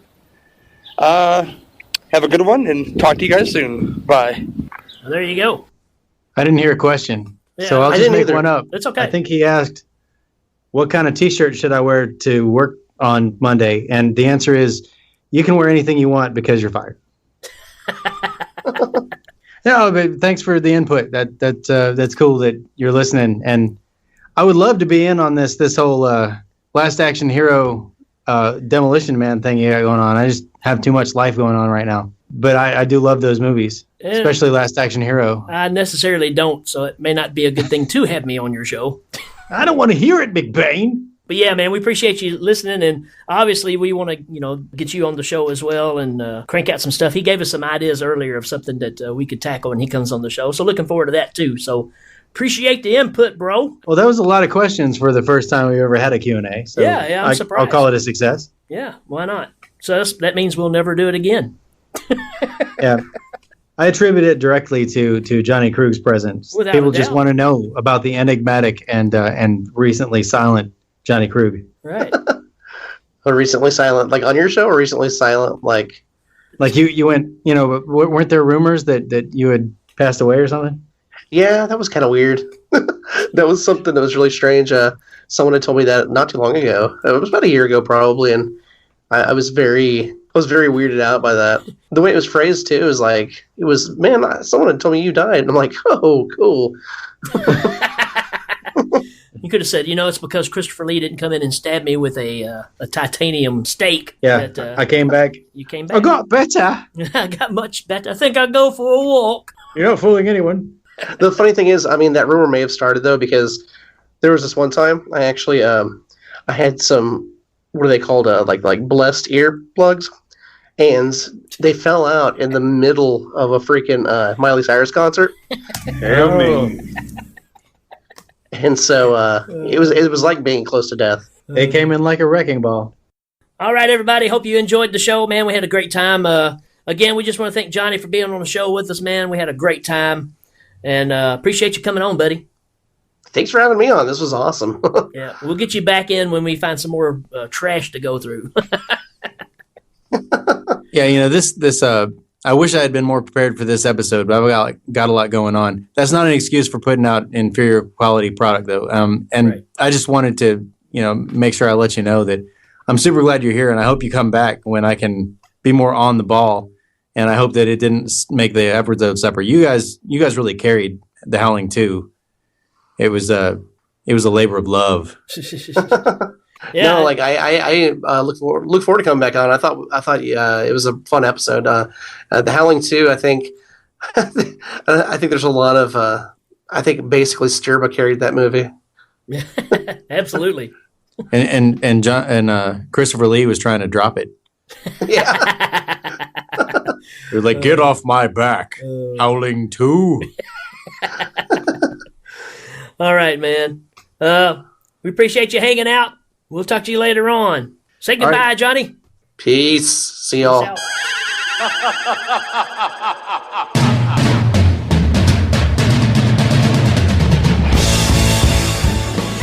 I blew that out of the crowd. We're nut jobs today, man. This is not how I wanted to introduce our son of a... I'm looking at the questions. I'm trying to figure out where you started because I don't see the werewolf one, but I know it was on here. Don't you worry about it, fool. Mr. T? Hey, boy. So I do believe in the howling. The first time you see the werewolf, his teeth are shed by 4-inch things. I don't know.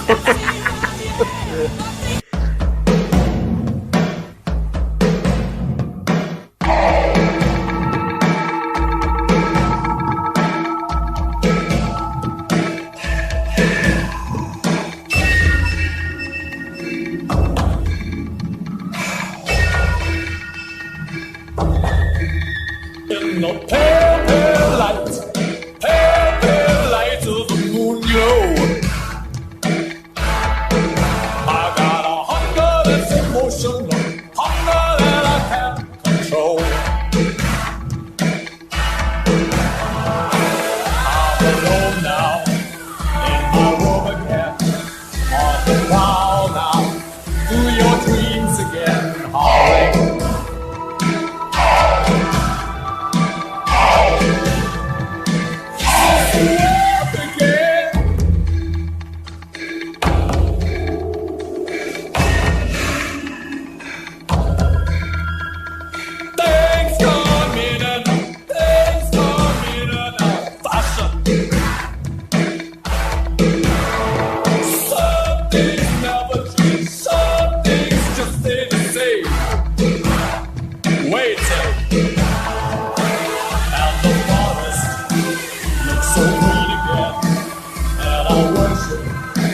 At your feet again, howling.